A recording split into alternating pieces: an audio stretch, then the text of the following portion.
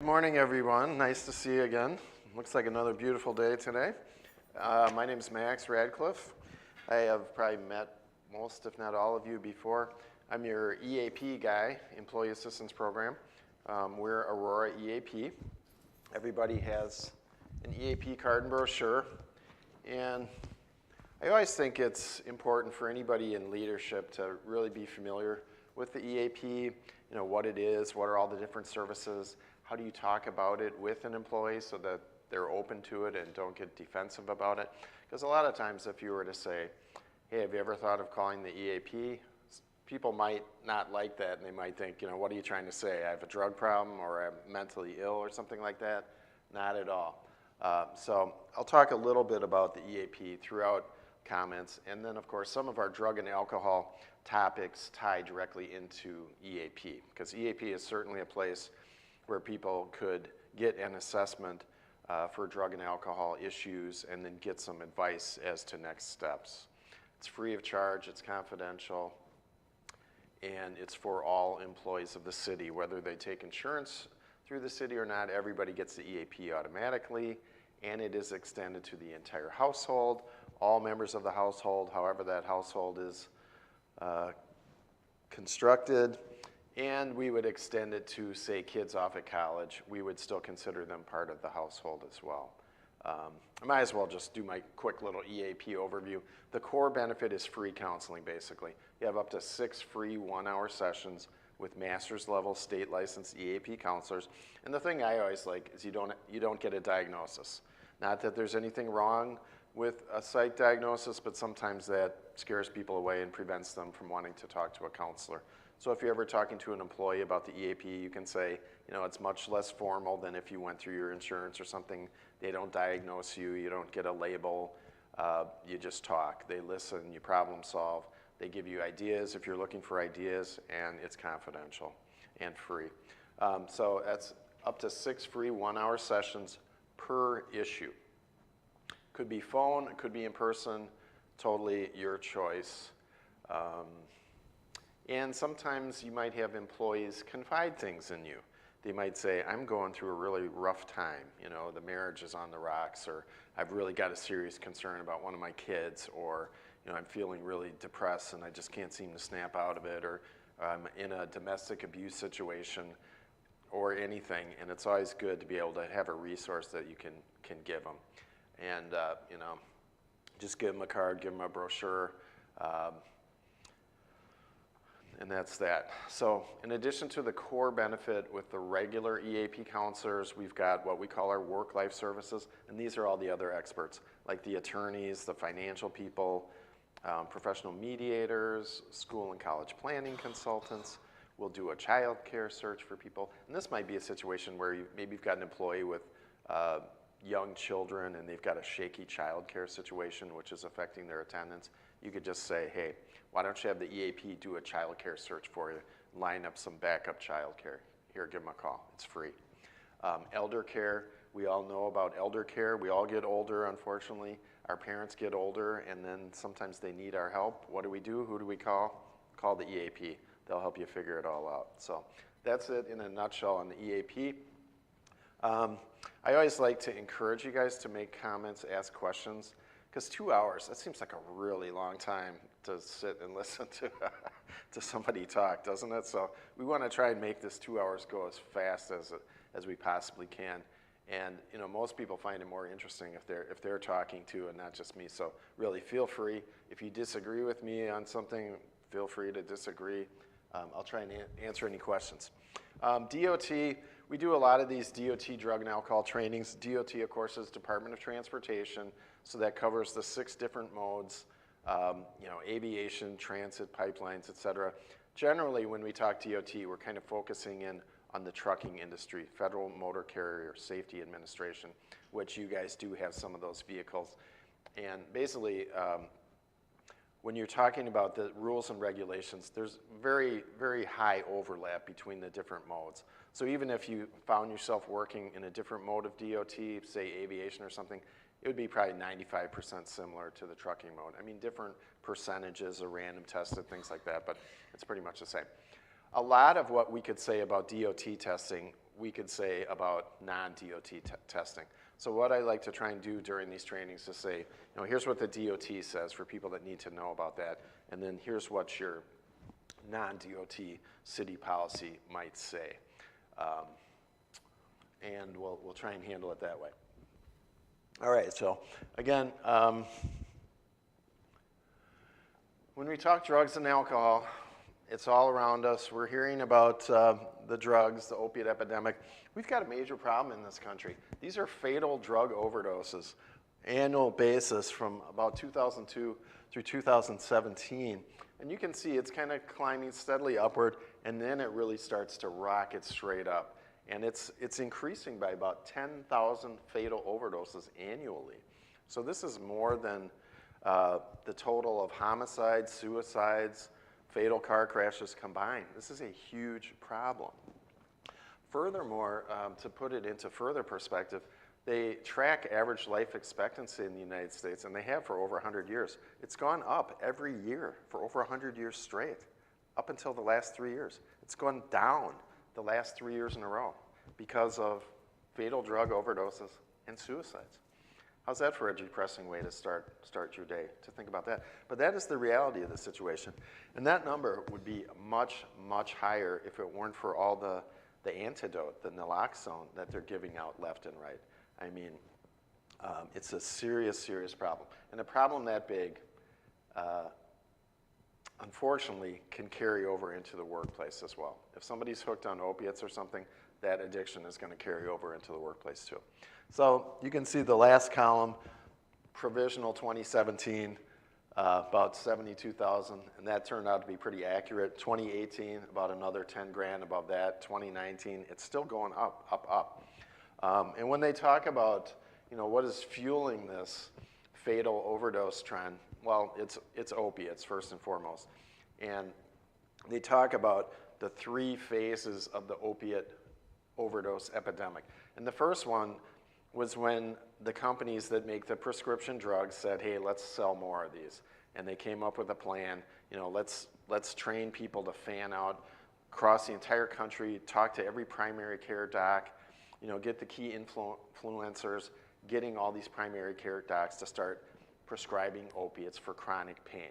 Prior to that, it was, you've got end-stage cancer or something, we'll give you some morphine. But the drug companies want to make money, like every other company, and they're looking over here at this huge chronic pain market and saying, let's tap into that. So that's essentially what they did. And then people started overdosing and overdosing and overdosing, and people realized this is getting to be a huge problem. Let's try and put the brakes on it. And people were doing a lot of doctor shopping, maybe going to 10, 15, 20 different doctors, getting a bunch of different scripts, and then going to a bunch of different pharmacies. So they came up with prescription drug monitoring programs, things like that. And they tried to educate the doctors, slow down a bit on the prescribing. One thing they found with opiate prescribing was the doctors were way over prescribing. A lot of times they'd write a script for like a month worth of opiates. And what they found is almost all people are physically dependent within 7 to 10 days. Think about that. You're already physically dependent. Not to say you're an addict, but if you don't get it, you are going through withdrawal and setting the stage for addiction within 7 to 10 days. So now they're trying to get the docs, try other things. If you really want to prescribe an opiate, maybe give 5 days, a week or something like that instead of writing a script for 30 days. So anyway, that was somewhat successful, kind of tamping down the overdoses from the prescription drugs. But then, lots of pure, cheap, high-grade heroin flooded in to more than fill that gap. So phase 2 of the fatal overdoses is all this heroin all over the place. Then phase 3 is the synthetic opioids, the fentanyl and the carfentanil. And you guys have heard about these things. Fentanyl, it's 40 to 80 times more potent than morphine. And if you've ever had morphine, imagine something 40 to 80 times that potent. You don't need a lot of that to overdose from. And then there's carfentanil, which is 100 times more potent than that. So you've got something that might be, 5,000 or more times as potent as morphine, getting mixed in with all kinds of things, not just mixed in with heroin. I mean, you hear about the dealers will mix some fentanyl in with the heroin to make it more potent, increase their profits. they'll also mix it in with fake pills that are being made. And if you look at a drug cartel, they have billions of dollars at their fingertips. So they're not just going to be in somebody's basement, making some, kind of shoddy facsimile of a pill. They're going to set up a factory that looks just like Eli Lilly or Merck or Johnson & Johnson. They're going to buy the exact same pill-making machinery that they have in those factories, and they're going to produce pills, mass production, that look exactly like the genuine article. So there's a ton of those out there. So if anybody is ever getting any prescription drugs on the street, there really is no guarantee that they're the genuine article whatsoever. I mean, you could look at them with a microscope and they probably look identical. In the packaging, they've got printing presses to print up the packaging to look exactly like what you'd pick up at Walgreens or what have you, even down to the package insert. That little fine print folded white paper thing that nobody ever reads, they'll have those too. So it's in a lot of the fake prescription drugs. Remember Prince, the musician? They think that's what did Prince in, was some fake Vicodin that had a lot of fentanyl and stuff in it. Philip Seymour Hoffman, remember him, the actor? Probably some fentanyl-laced heroin got him. A lot of these people that are overdosing, it's the fentanyl mixed in with the stuff. Furthermore, it's not just fake opiates that they're putting fentanyl in, it's fake Xanax, fake Valium, fake, any kind of prescription pill, and they're mixing it in with things that people might not expect, like maybe somebody goes to buy some crack cocaine, they're thinking, well, this is crack cocaine. They're finding a lot of crack cocaine with fentanyl in it. Brad Schimmel, the former district attorney of the state of Wisconsin, said they found marijuana in Wisconsin that's been treated with fentanyl. I mean, think about that. I mean, what is the first thing you hear from pot smokers? Oh, pot is safe, it's just a plant, and no big deal, mom and dad. And think of getting some fentanyl-laced weed. So this fentanyl and carfentanil can find its way into so many different drug products. It's a total buyer beware type of situation for any drug users. And I don't think a lot of people, especially young people, really have a good appreciation of that fact. And that's kind of scary. I mean, that would absolutely scare the daylights out of me if I was a drug user. And I think that's one of the things you can try and convey, especially to younger people, is, hey, you don't necessarily know what's in it. Just because the person selling it says it's this, it doesn't mean that's what it is. I mean, anything. And really the only way to know is to have it analyzed in a lab. Yeah. So that's kind of the big picture, and it's pretty concerning. And the stuff is so concentrated, how do you stop it? They're finding mass quantities of this stuff. I saw a headline not too long ago, fentanyl bust, New York City, enough fentanyl to kill every single person in New York City. That's about 10 million people. And every single person in the whole entire state of New Jersey. Like, wow, just from one bust. So this is two guys, both, career criminals, drug dealers. I think one of the guys got 4 years and the other guy got like 6 years or something like that. Enough fentanyl to kill almost 20 million people. Then a few months later, there's a couple of guys out in rural Nebraska, enough fentanyl to kill 31 million people. And then not so long ago, I see one down on the Texas-Mexico border, enough fentanyl to kill 46 million people. And these are just individual busts. So you think about, the scale of the fentanyl epidemic, and it doesn't take that much volume to smuggle in that much fentanyl is the biggest problem. And there's kind of a open border, semi-open border situation down on our southern border. And there's, I forget what they call it, the express trucker system or something, where they can get a special deal where they have some plaque or whatever, and they can pretty much just drive right in. And one of those truckers was one of the guys that had enough fentanyl to kill the 46 million people. And I think some drug-sniffing dogs sniffed it or something. But it was only like 400 pounds or something like that, which is easy to conceal, 400 pounds in a huge semi. So how do you stop it? It's a big problem. So I guess that brings us to the workplace and our responsibility as supervisors. There's obviously a huge drug problem. We still have our alcohol issues like we've always had. That hasn't gone away. And then what do we do as supervisors to keep everybody safe in the workplace? I mean, that's really what it's all about. It's not about picking on people or invading people's privacy. It's just trying to create a culture of common sense. If you're going to do some drinking, think ahead to your next scheduled work shift, especially if you're doing anything safety sensitive. But really, you want everybody in the city employment to be fit for duty. I mean, you wouldn't want somebody greeting people at a front desk to be, half in the bag, slurring their words. That's not a good look for the city of West Dallas either.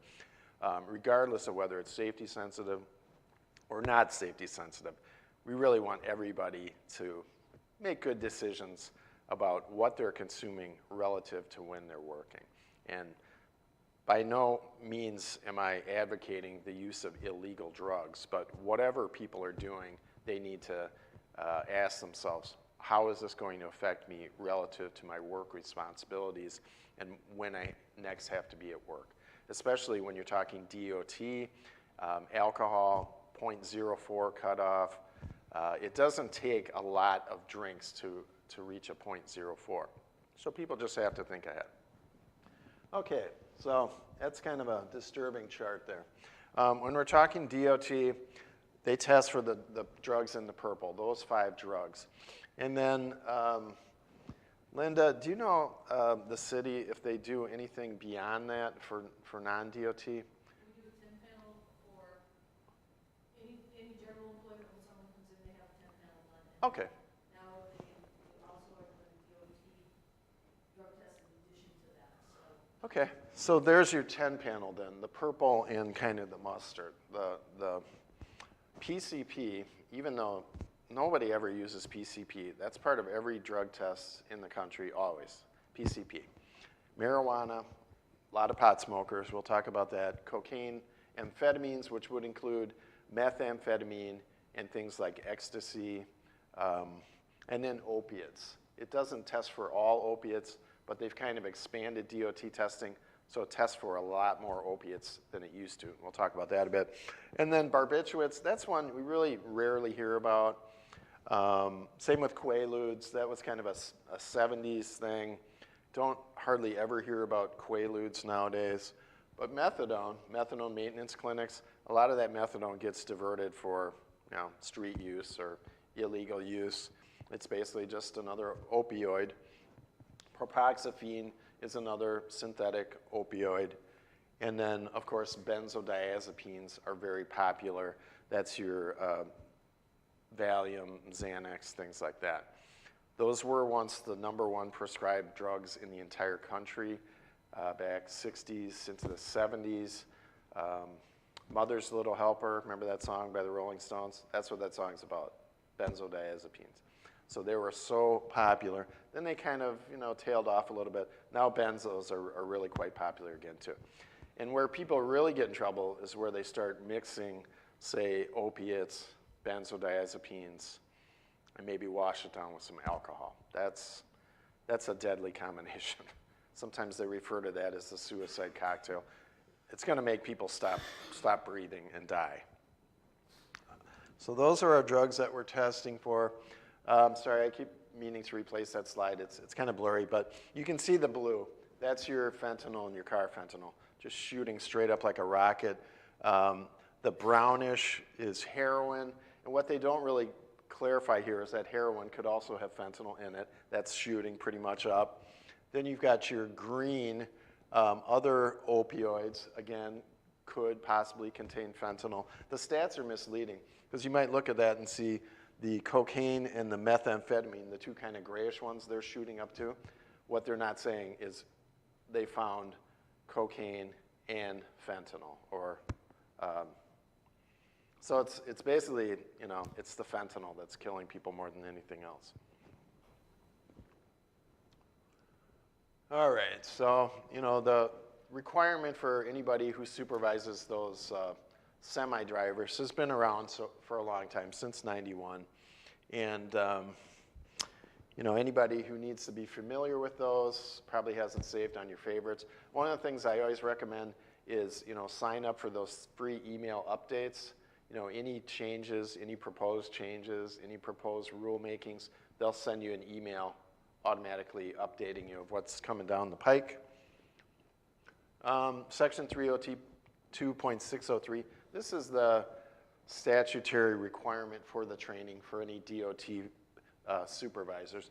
And you've heard me say this before, 60 minutes on alcohol misuse.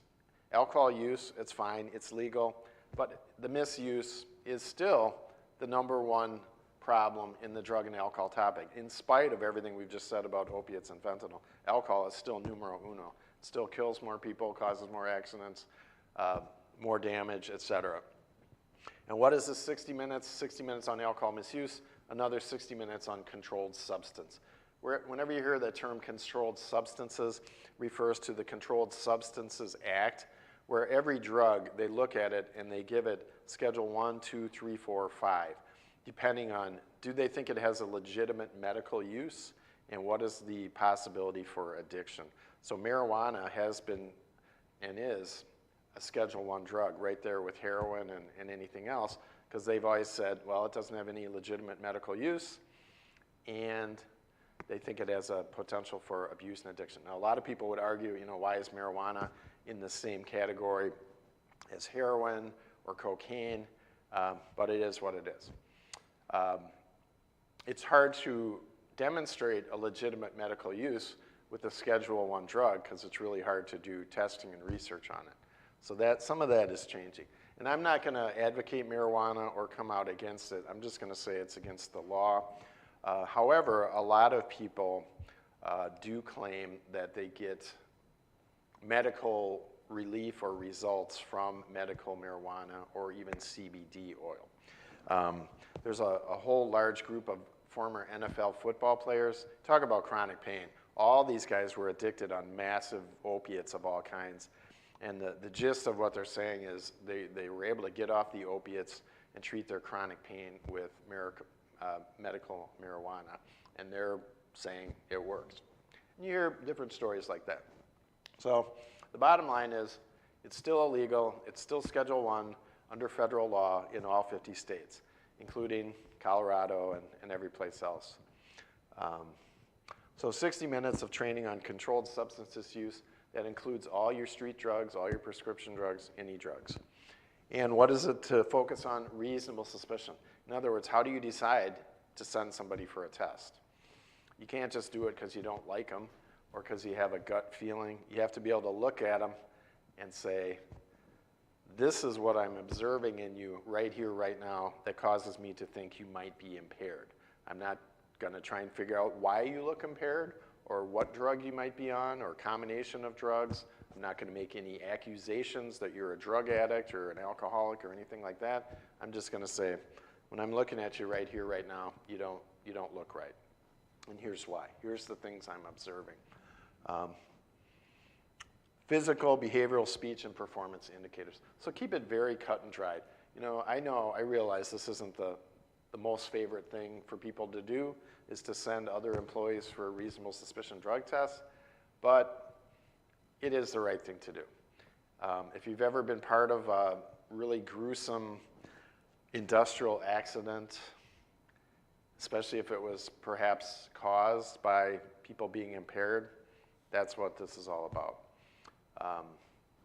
I saw one policy recently, it was very unique. It said if a supervisor has reasonable suspicion that an employee might be impaired and they don't do anything, that supervisor could face discipline up to including termination. I thought, wow, I've never seen that before. But it kind of makes sense because not doing anything, when a reasonable person would look at this person and say, yeah, they're clearly impaired, really is kind of negligent, especially if it leads to an accident, somebody maimed, killed, lawsuits, that's kind of negligent. So again, I get that it may be an uncomfortable conversation or it could be awkward, but I think the more you just stick to the matter-of-fact type approach, here's the law, here's our policy. When we see somebody who looks like they might be impaired, we have a responsibility to check you out and make sure you're okay and that you're good to go. I would just say something very kind of generic like that. And then really that's what it is. expression of concern. We want to make sure first and foremost that you don't hurt yourself, and just check you out, make sure you're good to go. So you probably heard this before too. We don't want to set the bar too high. Reasonable suspicion is a pretty low burden of proof. Something more than a hunch is one of the phrases. Again, you can't just look at somebody and say, I just know that person is on drugs. I just know it. Well, what makes you think that? What can you observe when you're looking at them that causes you to have that thought or that feeling? And if you can't really document it in observable things, then it's not good enough. If we're setting the bar up here, and it really should be here, it means we're not sending all these people between here and here that should be sent. So one of these people hurts himself, kills somebody, that's a problem. So that's what we're trying to avoid. On the other hand, what if you send somebody and they pass the test? That's a mistake, right? No, it's not. 2 out of 3 reasonable suspicions, DOT the entire country, come back negative. Only 1 out of 3 reasonable suspicions test positive. So remember, you're not saying, I know they're going to test positive, or I'm really 3/4 sure, or I'm even 51% sure. You're just saying, they don't look right. Yeah. Is there any door that's opened up from a harassment standpoint with that? When you send somebody off and it comes back negative? Has there ever been a case out there where somebody said, oh, what, you sent me off, you thought this and that, and it comes back negative? Does there have to be a track right here? Maybe the only way I could see something like that is if you really did not have any clear basis for sending them.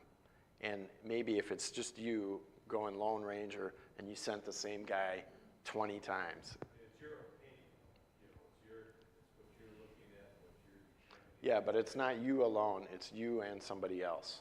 So you got a couple of people independently looking at him saying, I'm not saying that I think you're an alcoholic, I'm not saying I think you're a drug addict, I'm not even saying I think you're on drugs or alcohol. I'm just saying you don't look right.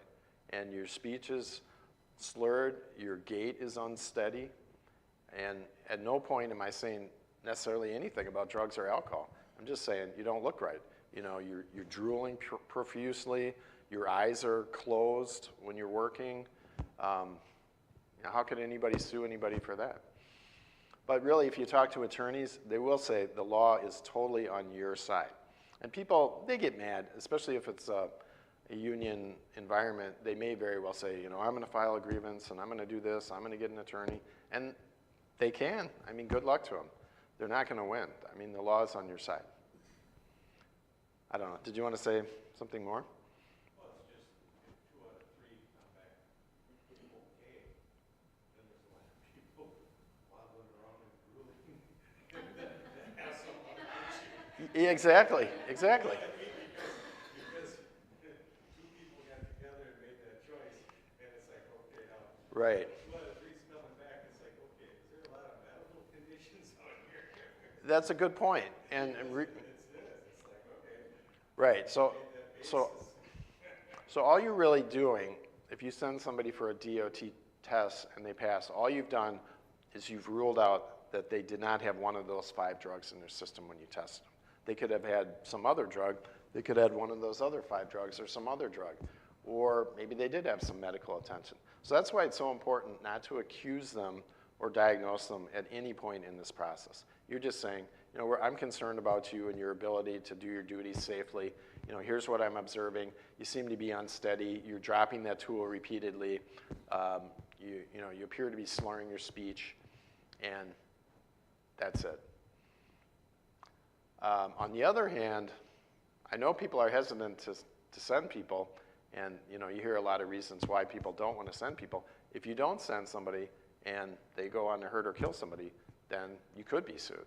So I would personally be much more worried about not sending a person who a reasonable person would look at and say, yeah, they look impaired to me too, than sending someone and having them get mad and not like being sent. I mean, realistically, most people are not going to like being sent for a reasonable suspicion test. I would just accept that as a given, you know, and they're going to employ various strategies to try and talk you out of sending them. How can you do this to me? Why are you singling me out? I'm not any worse than these other guys. You know, I'm going to file a grievance against you. You know, I'm going to get you fired. You know, all kinds of threats. Maybe the pity, the sympathy. You know, my wife just lost her job, or, you know, we've just had a baby, or, you know, you hear all kinds of things. And I would say, you know, yes, great, I can appreciate that, but let's get back to the matter at hand here, which is why I wanted to talk to you this morning, which is when looking at you, you know, here's what I'm observing. And just get it right back on track, regardless of what they do. So, you know, I remember one time hearing an attorney who specializes in this stuff really talk about, you know, your risk of getting sued is all on this side, not sending the person who should be sent, and then them hurting or killing somebody. You know, if you've got, you know, 2, 3 things you see, another person has got 2, 3 things that they see, you send them and they pass the test, great, you know, congratulations, you passed the test. Here's your back pay. I mean, there's really very little downside to that side of it. The downside is all on this side. Convinced? I don't know. I know it's awkward. So, and the other thing too is you're not in this alone. Like Dave, I'm sure you would say if this situation came up, you would probably want to know about it like sooner rather than later, right? So in the past, we did have a couple of occurrences which the next is with, reasonable suspicion, we would have a checklist, do incorporate, have another supervisor there, and get their views and documentation for that. Mm-hmm. Yeah, I mean, it's really a common sense thing. And, you know, to a certain extent, it can be kind of an entrenched culture where, you know, people did do this for years and decades, and it was kind of accepted, you know, as long as you don't kill somebody at work. If you can drag yourself out of bed and get to work, well, that's kind of more or less okay. I mean, that's still the mindset of some people to some extent. But I would say that's changed pretty much. Just like if you look at the whole sexual harassment thing, that's changed over the years too. I mean, back in the day, you used to go in a place and there'd be like centerfolds all over the walls and stuff.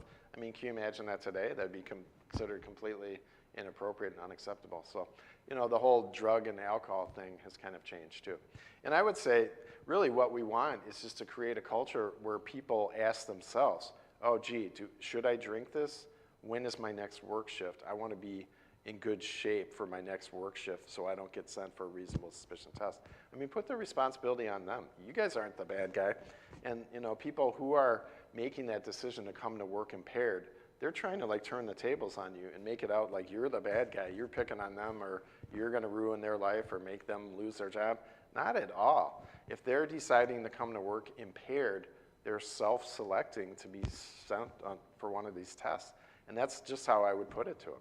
So, you know, I wouldn't feel the least bit bad if, you know, somebody came to work impaired and I had to send them for a test. I think, A, could have just prevented an accident or maybe even a fatal injury. B, could have prevented a lawsuit, the city getting sued. C, I could have potentially prevented myself from getting sued. And D, as a bonus, maybe that's the wake-up call for that person that gets them into treatment and recovery. So from my perspective, it's all good. And that's how I would encourage you to look at it. You know, if somebody really is addicted to drugs and alcohol, it's really not it's not a good place for them to be. You know, maybe, you know, it's fun initially, but over the course of time, it reaches a point where it's not fun anymore, even for that person. And if something can help that person see that and kind of get out of that and maybe get into treatment and recovery, that's a great thing for that person. All right, so again, what are you doing? Maybe you see it, maybe some other employee brings it to your attention and says, hey, you know, you better take a look at so-and-so. They do not look fit for duty. So you want to, by observe, I mean you want to take them someplace safe where you can sit them down and talk with them, like an office or something like that. You wouldn't want to allow them to continue using, say, the wood chipper, you know, as they're stumbling around or what have you. But stop them from doing what they're doing. Be very respectful, courteous, and confidential in this entire process. You wouldn't want to embarrass or humiliate them in front of their coworkers or anything like that. It's really a need-to-know basis. Nobody should know why you're removing them from what they're doing, except people with that need-to-know basis. And I would let somebody know as soon as you've got a situation. Say, you know, I think we got a reasonable suspicion situation on our hands here. maybe get another set of eyes over here ASAP. And it's a lot easier if it's just not you alone doing this. Confront, I prefer explain. Confront has like a negative connotation to it. You're just explaining. Let me explain to you why I wanted to talk to you today. When observing you, you seem to be a little unsteady. I notice you, dropping the rake repeatedly, kind of stumbling around a little bit. And part of my responsibility is to make sure that you're okay. And just be assertive, You don't want to be apologetic about this. And you don't want to be aggressive where you're, making accusations or making them feel bad. Just very, here's the deal. And then you're documenting, grab your reasonable suspicion checklist. That makes it easy to do. Eyes, what about their eyes? Speech, are they slurring? What about their speech? Is it unintelligible? Are they yelling? Is it garbled? Are they whispering for no apparent reason? Is it incoherent? Are they completely non-responsive? And if at any point you think they might need medical attention, by all means, get them medical attention first. I mean, somebody could be having a stroke or something, or having like a serious low blood sugar, diabetic type of episode. Get them the medical attention and then get them tested. I mean, sometimes I've heard people say, well, yeah, we don't need to test him because we knew he was a diabetic and we got him some orange juice and everything's fine. Well, he could also be an alcoholic and a diabetic. I mean, the two are not mutually exclusive. We've seen that. And then you get them tested. If they pass the test, great. I'm glad you passed the test. We've ruled out that you test positive for any one of those 5 substances. Your situation, when could it become a harassment thing? I would say it would never be a harassment if you're still seeing signs of impairment. I mean, you still have to do something. Even if they pass this particular test for these 5 drugs, if they still look impaired, it's like, well, what else might it be? And then maybe talk to your occupational health folks, or maybe get a doctor to look at them, or something like that, independent medical. Because the bottom line is, this is common sense. And if the person is still staggering and slurring and they're about to fall into the wood chipper, it's still a problem, even if they passed this test for these 5 particular drugs. And then if they test positive, they face discipline up to and including termination, but they're not automatically terminated. So they're given an opportunity to get some help, which is great. I mean, honestly, that is what gets people into recovery. I mean, I'd say that probably the large majority of people that get into recovery, it's because of something like this. They tested positive at work, and they might lose their job, or maybe their spouse is going to divorce them, or maybe they're going to get locked up for a long time, or something like that. That's an opportunity for people to say, yeah, maybe I should take a look at my drinking or drugging, and maybe I do have a problem. And sometimes that's the wake-up call for people. And it is honestly kind of a neat thing to see. If you see somebody who's really got a big, bad drug alcohol problem, and then you see them kind of get into recovery and start to gradually get healthier, and maybe their bank account starts to get a little healthier, things tend to get better over time. Not that all the problems magically go away overnight, but generally the trajectory is onward and upward. And you've seen these. Reasonable suspicion, something more than an unarticulated hunch. So again, you have to be able to clearly describe what you're observing. And it can't be, nebulous, fuzzy, whatever. I'd say the fewer words, the better, just short, descriptive phrases. If it doesn't fit on that checklist already, short, descriptive phrases. I've seen some forms where they want like a long written narrative, and I think, the more words, the more potential problems. That's how I look at it. Just describe it as concisely as possible. In common sense. Everybody knows. I've been in work environments myself where people come to work and everybody looks at them like, whoa, what are you doing here? You don't look like you're in any condition to be here. What were you doing last night? I mean, people, they notice that right away. They start having those conversations and making those comments. So if you hear that, or if that's kind of your gut reaction, take a closer look at that person and see if reasonable suspicion does exist. Again, it can't just be, oh yeah, my gut says this person doesn't look right. But at the same time, trust your gut. If your gut says, boy, this person doesn't look right, something doesn't seem right, trust that enough to really take a close look at them, talk to maybe somebody else, another supervisor or leader, and say, I've got some concerns about this individual. Let's take a closer look at them.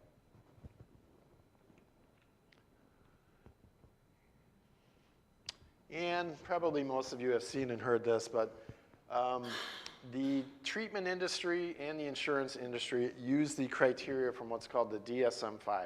It's the Diagnostic and Statistical Manual of Mental Disorders, 5th edition. Just came out about 5 years ago. They used to differentiate. They'd say, well, this person has alcohol abuse, this person is alcohol dependent, like this person's alcoholic, this person maybe just needs to drink less. They got rid of that distinction, and now it's just a continuum. I personally, I always kind of really thought there was a difference. I really thought there were different types of drinkers. I still do.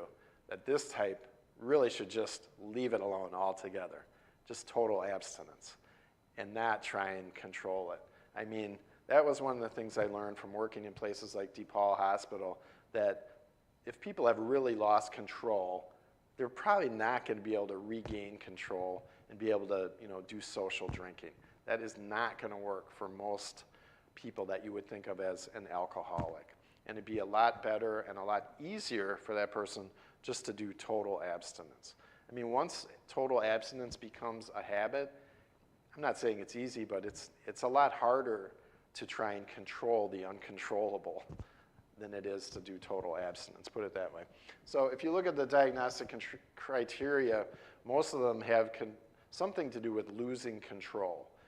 When I drink, I lose control over how much I drink or what I do, or I want to be able to cut down, but I can't. I've lost control over it. So that's a big part of a lot of these, is losing control.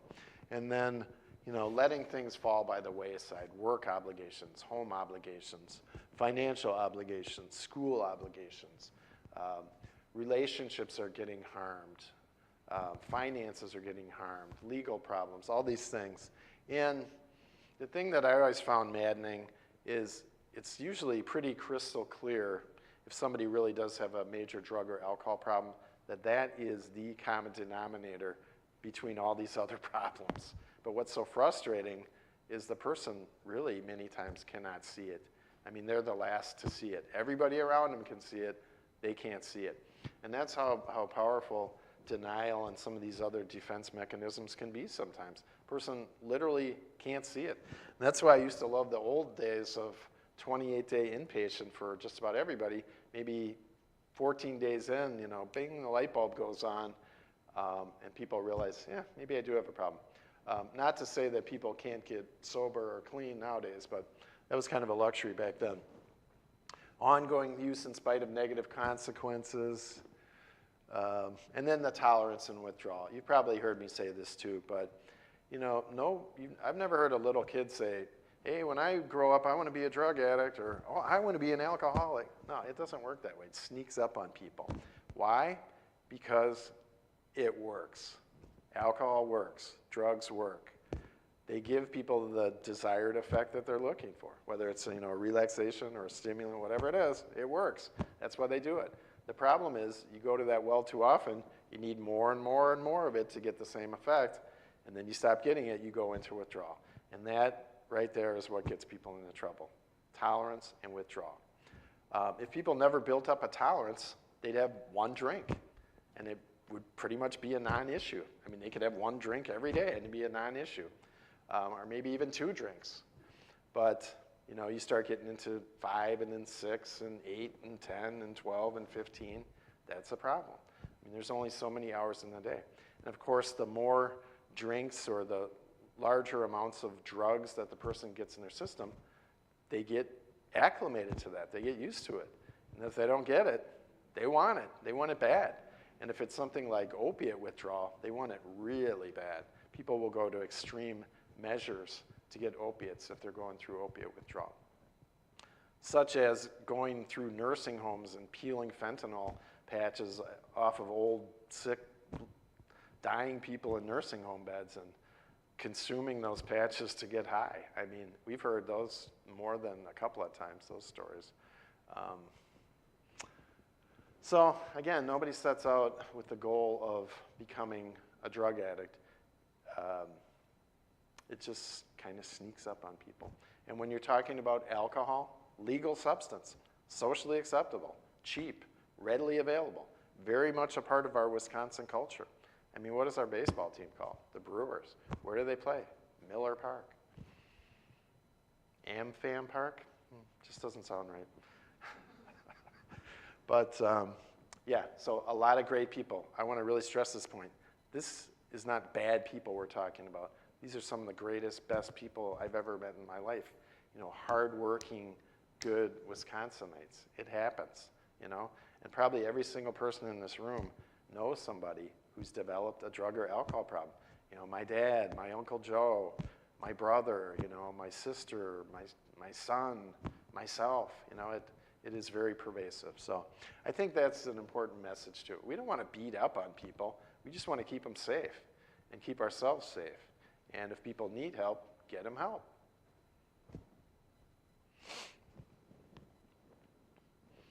Because if we don't, they have 3.6 times the number of accidents of non-substance abusers. Are we okay with 3.6 times the number of accidents? And we hear all the gruesome details at the EAP about all these different accidents with our 350 companies and then other companies that like subcontract with us and stuff about, you know, like, oh, the dump truck thing, and, you know, here's the guy's head, and, you know, those types of things. We had like 5 of those in 1 year. We used to work with one of the major national garbage hauler outfits, and, you know, how many of those were related to impairment? A lot. You want people to be 100%, or at least close to 100%. And when you look at the stats, they say the average substance abuser, they're only really at about 67% of their optimum capacity. So you get a lot of people dragging their butts out of bed, still drunk, coming to work, maybe, you know, halfway through the day, they're kind of clearing the cobwebs. That's not safe at all. That's a huge, huge safety risk. And then all your costs too. Benefit costs are already through the roof. Unchecked, unaddressed substance abuse drives them just that much higher. So can the city of West Allis afford for all their benefit costs to be, say, 30% higher than they need to be? And that's basically what you get if you have just a total free-for-all, where people are just doing whatever they want, coming to work however they want. Nobody's sending them for a reasonable suspicion test, and they know it. I mean, the word gets around. Either, yeah, don't worry about it, you can just come to work however you want, or, yeah, you better not come to work impaired, or you'll get sent for a test. And which do we want? The latter, of course. I mean, you want a culture where people are making their own good decisions. And it's expensive.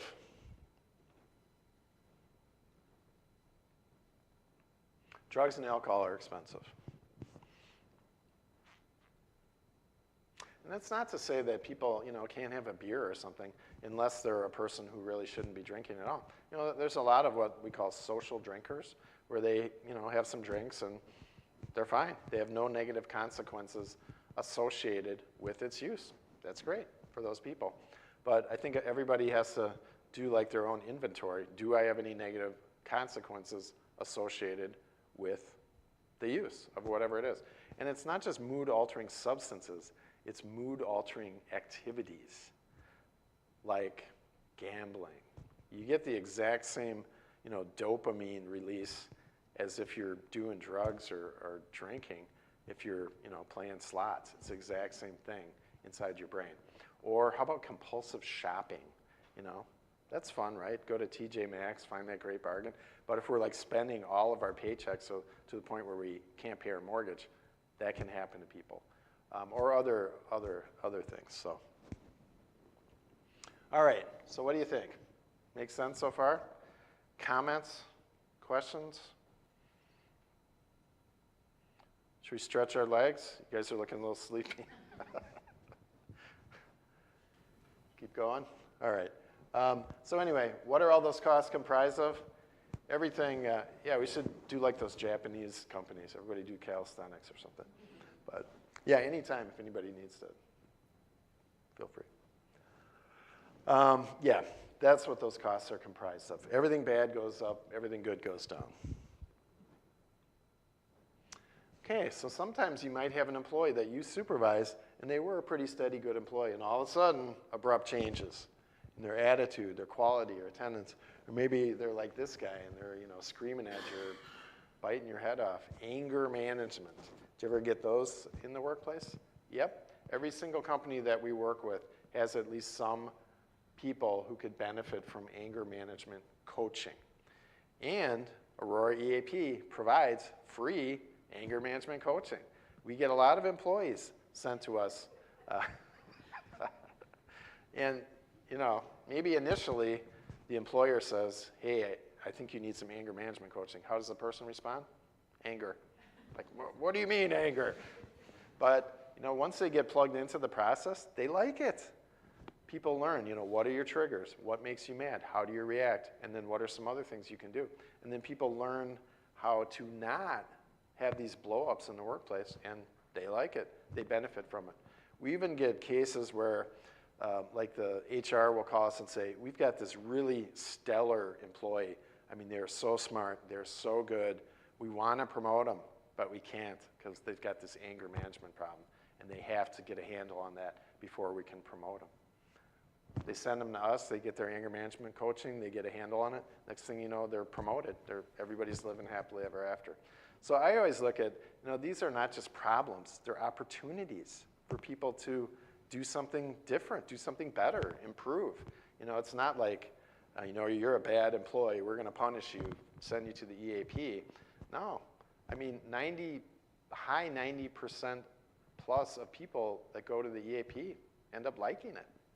And they learn something from it. They get something positive from it. Attitude changes, withdrawal, extreme withdrawal. We had one case where the supervisor was trying to talk to the guy, and the guy's like, just kind of staring at him. And the guy's like, hello? And he said his eyes were like super glassy, and he was drooling like a waterfall. That's how he described him. And sent him for a drug test, test positive for 1, 2, 3, 4, 5 different controlled substances. 3 different opiates, I think a benzo and then some coke or something. So this guy's at work, operating machinery or something. That's what we're talking about. I mean, common sense. Would anyone say that it's a good idea to let that guy, drive a fork truck or a dump truck or whatever he's doing? No. Deterioration of appearance, impaired performance. These are things that, as a supervisor, you would probably want to address with the person. Hey, you've been one of my best guys over the years. You just don't seem like you've been yourself lately. You've been having some attendance problems, or I notice you're kind of lashing out at people or becoming really argumentative. We want to help you get back on track. And it might just be kind of just a regular job performance discussion. Maybe you come up with some ideas. Maybe you encourage them. Maybe you hold them accountable. Maybe a performance improvement plan, whatever it is. But maybe it's drugs or alcohol. So I would say just always kind of be prepared to go down that pathway. If you're sitting down with a person and all of a sudden you're like, where is my reasonable suspicion checklist? This person looks horrible, So it's always a possibility. Sunglasses when it's not sunny. You've all heard this. Just smoked a joint. Eyes are glassy, bloodshot, stoner eyes, put on the shades, no problem. Or light sensitivity headaches. I don't want to get a migraine. That's why I have the sunglasses on, even though it doesn't seem particularly sunny. So again, we're not diagnosing, we're not accusing, we're not embarrassing, we're not making like wild accusations. We're just saying, hey, what's up with the sunglasses? It's nighttime, it's not sunny. Just commenting on what's outside of the norm. Do you guys ever have anything disappear, like equipment or anything? Any theft, anything? That's good. You do? Sometimes, yeah. Sometimes, like construction sites, you'll have stuff disappear, building materials, copper wire, people climbing utility poles and taking the copper off to sell, manhole covers.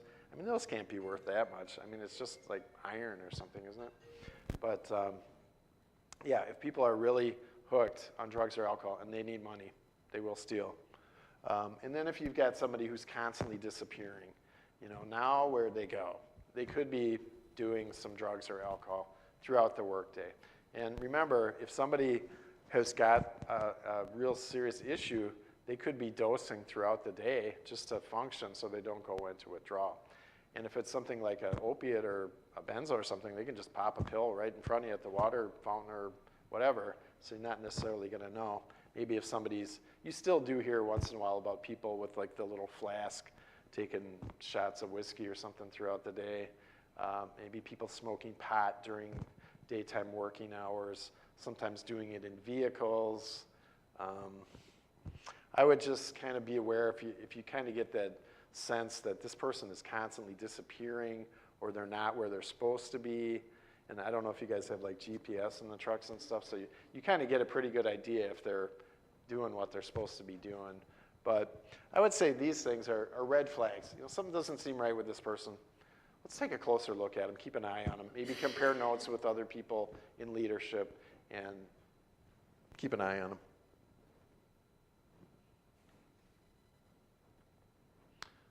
Some of these I'll just flip through. There's the 6 different modes of DOT. Most of your employees are in the trucking mode. The regulations are fairly similar in the other 5 modes. The railroad, aviation, transit, Coast Guard, pipelines. And think about that. If you hop on a plane, you know, there's all the jokes about the drunk pilot. I mean, is that really funny if you're on that plane? I don't think so. You want that pilot to be really, really sober and on the ball. Or like these train crashes, like some of these commuter trains out on the East Coast, they're going around this curve. They're supposed to be going like 40 and they're doing 100. You know, what is that all about? And then, you know, that's what we're trying to prevent. What is a commercial motor vehicle? It's based on the weight, or if it's designed to carry 16 or more people, or if it's carrying hazardous materials and has placarding. There's other like DOT vehicles that aren't considered a commercial motor vehicle because they don't meet those criteria, and then they're not subject to these particular regulations. And then you've seen these things too. If somebody does have a DOT violation, they have to see a SAP, a substance abuse professional. And I've seen a lot of policies where I think they're poorly written. They're using the term SAP kind of generically just to mean any drug and alcohol counselor. That's not what a SAP is. A SAP is somebody expressly trained to do these DOT cases. They've got the training on the regulations, they have to pass an exam, and they have to have continuing education to be able to have that SAP credential. So if it's not somebody covered by DOT or DOT violation, they don't have to see a SAP. If it is DOT, then it has to be a SAP. Aurora EAP, we would provide a free SAP assessment to any employee. Normally we would charge, I think it's $550 just for the assessment. So that's a pretty good deal. I've seen them range from $200 to $2,000 for the SAP assessment. And generally that is not covered by insurance either. So that's typically up to the employee to pay for, unless it's something negotiated in a union contract or something like that. And it doesn't include the treatment itself. It's just the SAP will meet with the person, they'll give them some standardized testing, they'll interview them, they'll try and get collateral information. In other words, get information from other people who are familiar with that person's drinking or drug use. And then they'll recommend what they feel they need in terms of treatment. And it could be anything. They could say, you know, I think this person needs to be detoxed. Then I think they need, you know, partial hospital program for 2 weeks. And then I think they need 6 months residential. And that's it. That is the SAP recommendation. The person, once they've had that SAP assessment, that's what they have to do. They can't get a second opinion. They can't get another SAP. That's it. And then the SAP will monitor their compliance with their recommendations, and if they think, you know, they'll talk with the treatment providers and what have you for the whole course of treatment, and if they feel they've complied and they're, you know, good to go, off the drugs, clean, sober, what have you, then the SAP will let the DER, designated employer representative, know, yes, they have complied with all of our treatment recommendations. Then at that point in time, the employer can let them take the return to work drug and or alcohol test. If they pass it, then they can return to safety sensitive duties. The employer can, if they so choose, offer them non-safety sensitive duties during this time. There's no obligation for the employer to do so, again, unless that is something that's negotiated as part of a union contract or something. Then the SAP will give the follow-up random testing schedule to the DER. Has to be 1 year minimum, 6 tests, can be out to 5 years, totally the SAP's discretion. It can be for drugs, it can be alcohol, it can be both. Doesn't matter what the initial violation was for. I've seen cases where a person tested positive for pot, and the SAP will say, I want them tested for drugs and alcohol. It's totally their call. People don't like that. They're like, wait a minute, I didn't test positive for alcohol. I should be able to drink. Well, too bad, That's the SAP's discretion. Any questions about kind of the process itself? Just the medical review officer, the MRO. Oh, yeah. Their own responsibilities to read, but do they get into the SAP activities as well as diagnose issue? Yeah. The MRO is your medical review officer. Typically it's an MD, could be a DO, usually it's an MD, and their job is to get the test results first. And then they're to be knowledgeable and trained on interpreting drug test results. So they'll look at, okay, did the person have a non-negative test result for anything? And then they will contact the person, and they'll interview them, ask them, do you have any prescriptions for anything? Are you taking any over-the-counter or anything? And then if they do have a legitimate prescription or something they test positive for or non-negative, then they'll cancel the positive test result and they will pass the drug test. The only gray area is a good MRO, if in their expert opinion, they looked at the test results and the levels and everything. In their opinion, they thought, this person, even though they have a prescription, it looks like they're clearly misusing this drug because their level is like 5 times what it should be. Then they really should let the employer know that. Not all MROs are created equally, though. Some will just cancel and say they passed the test, but a good one should let you know that.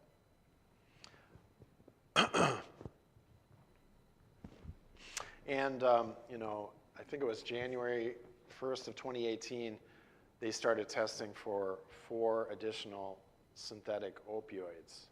I've got a slide on that. And a lot more people are taking these. A lot of people have scripts for them.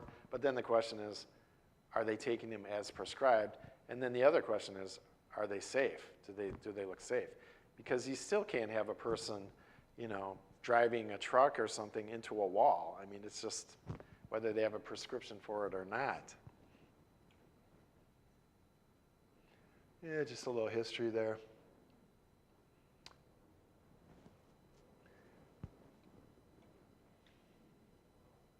Pretty much anybody who drives these trucks that meet those criteria are covered by these regs. The safety sensitive functions, it's a lot more than we might think. It's not just driving the truck or being a mechanic on it. It's loading, unloading, giving, receiving receipts, doing paperwork, all this stuff. So I would just say if the employer is going to allow the person to do non-safety sensitive duties, to just really double check the regs and make sure it really is considered non-safety sensitive. All right, so here's your different types of testing. There's 6 different types of testing under DOT. Linda, I'm not sure if you would know offhand, as far as your non-DOT city policy, which types people would be subjected to. I mean, they would definitely have pre-employment. They would definitely have reasonable suspicion. Post-accident? We don't do it with one municipality. Wow. Even our DOT people don't have. Okay. Unless it involves, under the commercial motor vehicle thing where it talks about if a vehicle is towed, if someone goes to the hospital, there's injury, you know, I'm working Right. in the shop and I get cut, there is no Yeah. accident. And not too long ago, OSHA said we don't want blanket post-accident testing because it deters reporting of injuries. So that's why that changed. All right, and this is what you were talking about. So sometimes it is a DOT test, and then it would go to a SAP. Sometimes not, then it would default to your non-DOT company policy. If there's an accident and death involving a commercial motor vehicle, then it's DOT, it has to be the DOT test. If there's citation and disabling damage to either vehicle, then it's a DOT path, or if immediate medical attention. So if it doesn't meet any of those criteria, then it just defaults to your non-DOT policy. And this is what we were getting at before. Blanket post-accident testing used to be pretty much the norm everywhere. And then OSHA came out with this guidance saying, don't do that. And usually they'll say don't post-accident test unless you have reasonable suspicion that the person seemed like they were impaired at the time.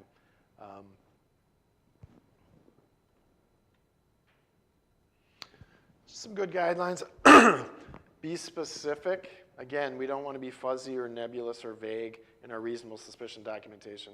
Concise terms or boxes on a checklist is very specific. We want to be in the here and now, contemporaneous. Again, concerning what do they look like that's so unusual? What are they doing that's so outside of the norm? What is really different or unusual or weird about their speech?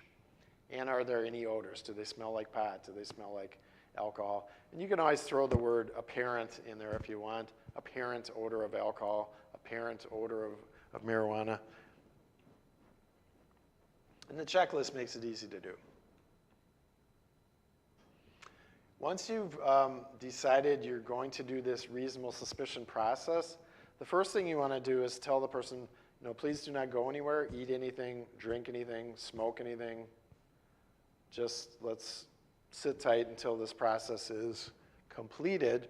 And then you want to try and get them tested as quickly as possible. And do you guys all know where you would get them tested? Probably, West Dallas Memorial, or I'm not sure where you guys would do it, but as long as you guys know where to do it, that's the main thing. And you want to get that test done as quickly as possible. If 2 hours go by, then you just have to document why you haven't been able to get them tested within that first 2 hours, but then keep trying to get them tested. If 6 more hours go by for a total of 8, if you're unable to get somebody tested within 8 hours, you're supposed to stop trying to get them tested at that point. I would think that might be kind of a rare occurrence where you couldn't get them tested within 8 hours. But if that were to ever occur, then you just want them not to do any safety sensitive for 24 hours, which probably, I can't imagine that happening hardly ever. Somebody's sitting at work, drinking a beer, bag of pot on their desk. That is not reasonable suspicion. That's a violation in and of itself. So you don't have to have them tested. Hearsay, somebody calls and says, hey, why don't you test Max for drugs? I guarantee you he'll test positive for marijuana, cocaine, and opiates. Can you test me for drugs because of that? No, it's just considered hearsay. But what you would want to do is take a look at me and say, does he seem impaired? Do I see reasonable suspicion? If so, document and test based on that. Self-admission, I never like to go through this. The bottom line is every policy, DOT or non, wants to encourage people who have a drug or alcohol problem to get some help. So basically, every policy is going to say, if somebody asks for help, whether it's for drugs or alcohol, the company or the city is not going to say, you're fired for asking for help. They're going to say, okay, do you have vacation time you can take? Do you need to apply for FMLA? Do you need to apply for disability? Whatever it is, whatever benefits might be available for them to get the help, take the time, get the help that they need. And that's the goal. Honestly, I've been in EAP for 20 years. I've worked with, quite a few, hundreds of different HR and other leaders, and I've rarely met people that just want to fire people and get rid of them. That's not what people want. People want, if people have issues or problems, to get them squared away so they can keep their jobs. That's what the large majority of people want. They don't want to make people lose their jobs. Isn't that a cute puppy? I used to have a beagle when I was a kid named Wally who looked exactly like that. But anyway, you know, it might be kind of an embarrassing sort of proposition, say for me to go into my boss and say, hey, you know, I think I have a drug problem or an alcohol problem and I want to get some help. But the reality is that's a good thing to do. And that's why those policies all say that same thing. All right, so alcohol. A lot of people don't drink at all, believe it or not. That's hard for us Wisconsinites to believe, but a lot of people don't drink at all. Some people, because some people have never tried it. They've never had a drop of alcohol past their lips, ever. Some people, maybe they tried it, just don't care for that, not my thing. Other people, quite a few people, have developed problems and then quit. They've gotten into recovery. So that's what that category is comprised of. Then we have a pretty big category in the middle, social drinkers. You heard of social smokers. My wife would always say, I'm a social soaker. I'm like, what? What are you talking about? One of her little bad jokes. But at any rate, I digress. And then we have a pretty good group of people who are actually in the high-risk drinking category. Doesn't mean they're an alcoholic or they have a problem. It just means they're statistically much more likely to develop a diagnosable alcohol abuse disorder if they stay in that high-risk category. Remember I talked about tolerance? If we never build up a tolerance, we're never going to be high-risk anything. We could have our 1 or 2 drinks and that's it. So high risk, it's not that much. It's only more than 3 drinks a day in the past 1 week for women, or more than 7 total in that week. And whenever I say that, people are like, oh, wow, I drink a lot more than that. Well, 3/4 of the people in the high-risk category have no problem whatsoever. That's the good news. The bad news is 1/4 of them have a diagnosable alcohol abuse disorder, and the other 3/4 have a greater statistical likelihood of developing a problem down the line. So if we can stay out of that high-risk category, our chance of having a diagnosable problem is almost 0. And when you talk about raising kids, easier said than done. But if we can somehow encourage or keep those kids away from drinking until age 21, or at least high-risk drinking, the risk of ever having a problem drops dramatically. The earlier the onset, the higher the risk of a diagnosable problem emerging. So if kids start drinking at 21, the legal age, well, that's good. That's going to greatly reduce their risk. If they start at 18, not as good, but it's a lot better than if they start at 16 or 15 or 12 or whatever, because the brain is still developing majorly. Is that a word? Well into the mid-20s. And that's why, all this pot smoking is not such a smart thing for these young people. Their brain is still developing into their mid-20s. And there's a lot of research saying heavy pot smoking retards brain development, even so far as reducing brain volume, a smaller brain, and reducing the number of connections between right and left hemispheres of the brain, and a bunch of other things too. But you ask young pot smokers, and they're like, you don't know what you're talking about, Dad. Pot's legal. It's completely safe. It's a plant. Like, well, not so fast. Anyway, so for men, if we're having more than 5 a day, any one day, or more than 14 a week, that's considered high-risk drinking. So you got a lot of guys, maybe, maybe they have 2 drinks a day, or maybe once in a while they have 3, and it's not a problem for them. So again, it goes back to the functional diagnosis, self-analysis. Do I have any negative consequences associated with my use of whatever? And if not, then great. We have a lot of binge drinkers. Over 1/4 of the population of Wisconsin binge drinks on a regular basis. You got Utah on the low end, about 10%, Wisconsin about 26%. And this isn't on here, but the average Wisconsin binge is 50% higher than the average US binge. So when we binge, we really binge. I bet there'll be a lot of binging tonight. All of a sudden there's a lot of Milwaukee Bucks fans, coming out of the woodwork. And the Bucks beat Toronto tonight. Yippee, So I think, and then you always have your Brewers games, your tailgaters and whatever, Packers. And then, well, it's spring, the nice weather is starting. A lot of, barbecuing and backyard parties and all that. So I think it's just important for anybody in leadership just to really kind of maybe put that message out there. Hey, guys and gals, if you're going to be doing some drinking or partying or whatever, just be responsible. Just think ahead to your next scheduled work shift. That's all we're encouraging you to do. Because a lot of it is good, great fun. People are socializing, having fun and barbecues, and it's good stuff for most people. It's problematic for some people, but I think a lot of people really are not thinking ahead to their next scheduled work shift. They're just thinking, boy, did I work hard today, and boy, this hot weather now. A few cold ones would really be great. And if I've got that tolerance, a few cold ones can easily become a bunch of cold ones. And then it's 2 a.m. and like, I don't have to be at work till 6 tomorrow. I'm fine, I'll get some sleep, I'll be good to go. And especially you're talking about your young bucks, these young, healthy, invincible young men, they're bulletproof, right? They could do anything. They could drink all night and then work all day, and that's the mindset of some people. And the reality is, well, you may feel that way, and it may not faze you as much as an older guy, but you still have that much alcohol in your system regardless of how you feel about it or what you think about it. I mean, the reality is your capacity for accurate self-assessment is severely compromised when you are drunk. That's just the reality of the situation. People asked to assess themselves when they're drunk, they'd be like, yeah, I'm fine, officer. But the reality is they're not fine. And that's where you guys come in. Because, the brain, when it's on a mood-altering substance, parts of the brain cease functioning temporarily.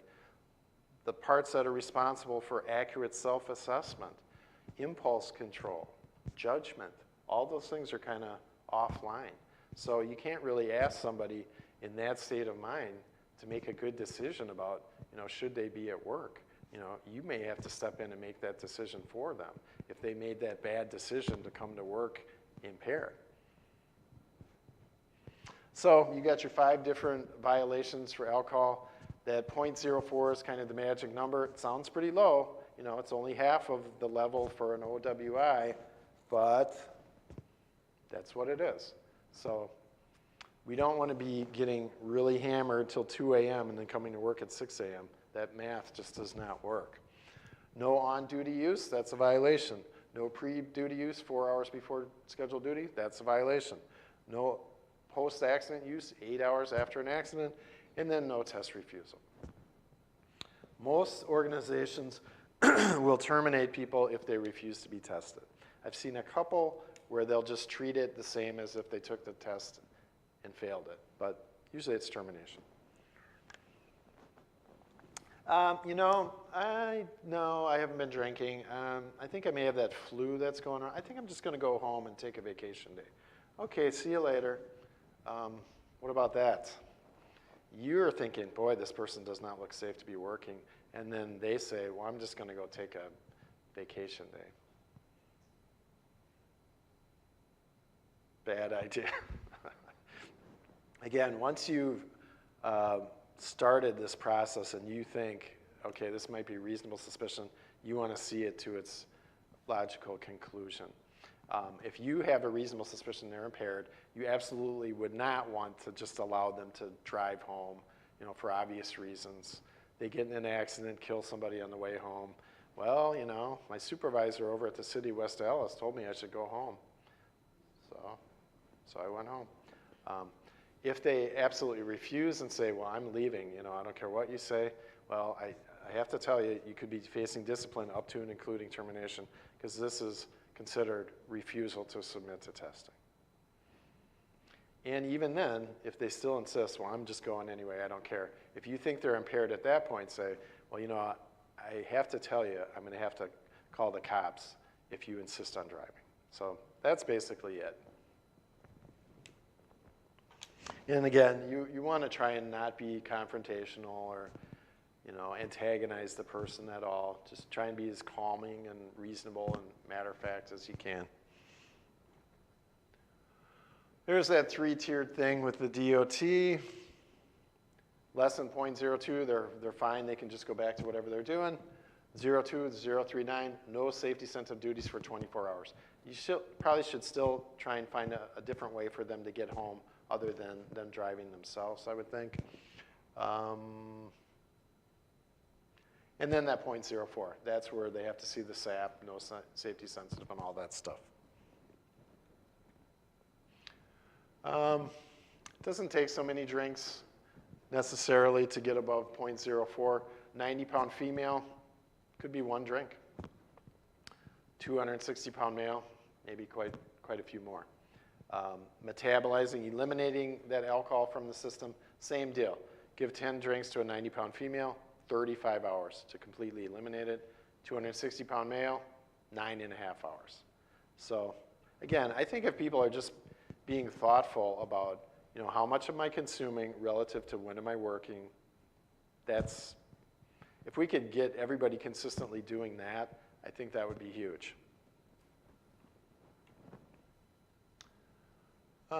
Yeah, 0.04 might sound low to a lot of people, but the risk of bad things happening really can escalate pretty quickly.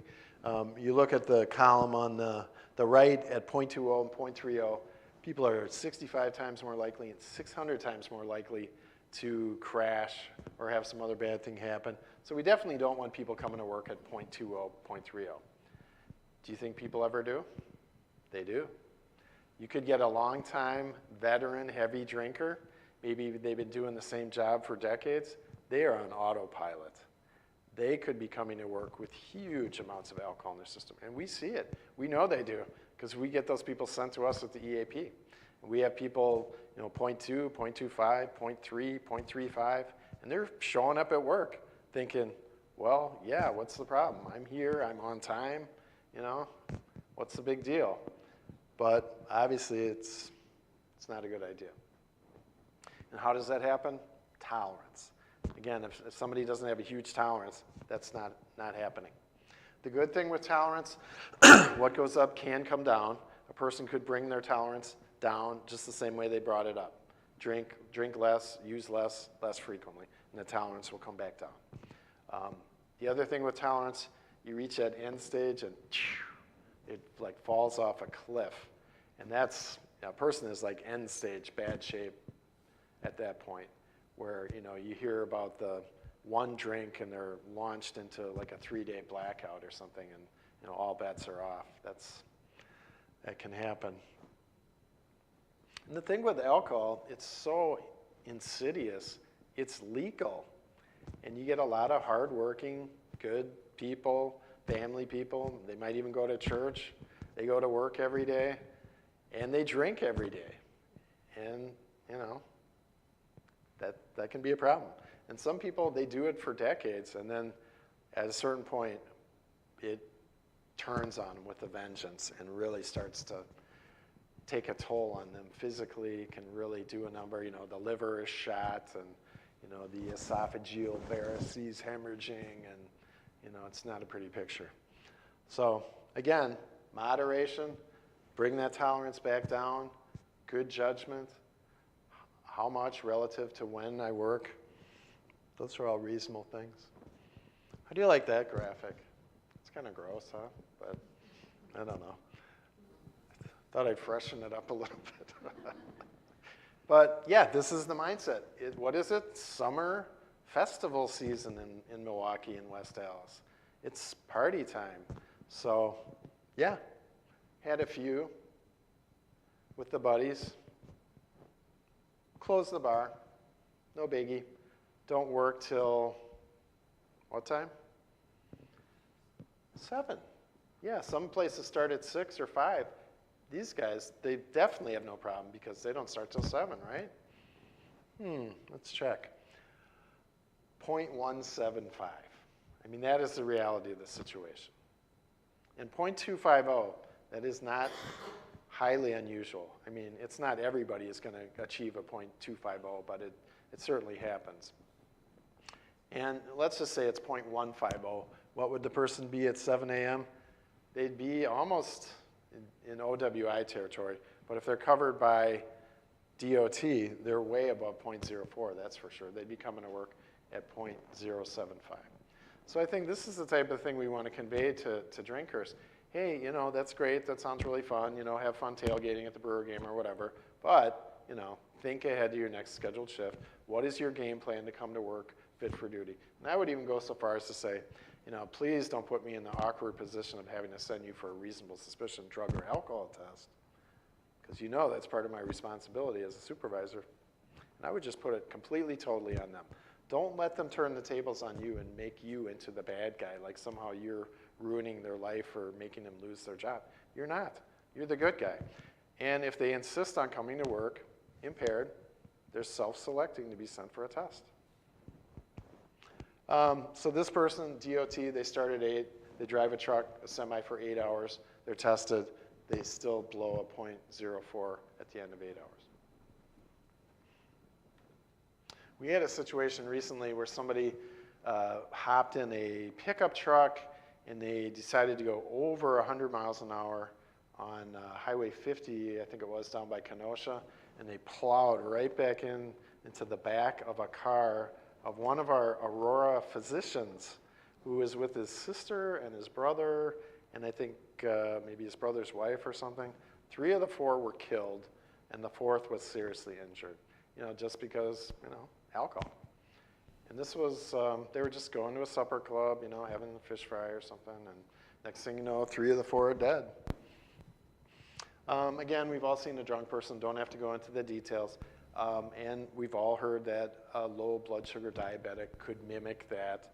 Again, any question whatsoever, medical attention might be needed, get a medical attention, and then you can still have them tested. The stroke, strokes are, you know, did you hear about that, what was it, a 17 or 18-year-old girl that had a stroke? And, you know, 51-year-old, we got a call from one of our other companies, can you have a grief counselor come on site? We had a 50-year-old employee just keel over from a massive stroke and they're dead. Strokes are scary things. It's like a brain attack. And, you know, there's the stroke, the full-blown, and then there's like these mini strokes where somebody could appear to be impaired and you're thinking, are they on drugs or alcohol? They could be having a mini stroke. So really, I mean, no joke, get people medical attention if there's any question whatsoever that there could be something going on like that. Yeah, people driving cars impaired, drunk, they still think they can drive. Yeah, they can see, kind of. Their field of vision is very narrowed. It's not nearly as clear, and it's distorted. So, obviously, drinking alcohol and driving a semi or any safety-sensitive thing, safety issue. We already kind of talked about the SAP process. Let's just say if it wasn't a DOT scenario, maybe they could still be referred to our EAP. It wouldn't have to be a SAP assessing them. We do have a couple of SAPs within the EAP, but if it was a non-DOT situation, then maybe they talk to one of our other EAP counselors, and maybe they talk to them, assess them, and recommend some sort of treatment, help them look at their insurance to determine what providers are in their network, help them determine the appropriate level of care. Do you need outpatient, intensive outpatient? Does somebody need to be detoxed? Is it like a medically necessary type of scenario? And they'll help people get to the right level of care and support them every step of the way, try and encourage them. And that's really what EAP is all about.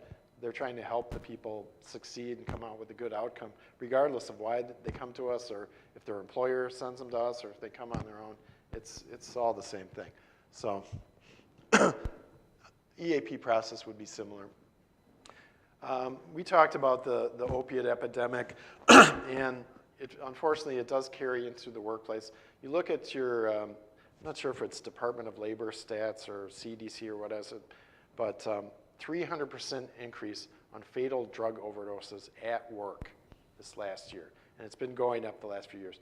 So people are not only doing drugs at work, they're overdosing at work. And we've had, I think, 3 or 4 of these with companies that we work with where people have overdosed at work. right on top of a fork truck, right on the warehouse floor. The guy is, doing his whatever, and then all of a sudden his truck isn't moving, then he's not moving, and then he's kind of slumped over. And this is going on for like 10 minutes, 15 minutes, 20 minutes, and it took a while for people to even notice, and after a while they're like, oh, Joe hasn't moved for 20 minutes, and the guy was overdosing on heroin. That particular case, they were able to get some naloxone to the guy, the antidote, so he didn't die. But we've had some other fatal ones where people are actually ODing at work. Under DOT, you've got your prohibitions, no use on duty except medications with prior approval.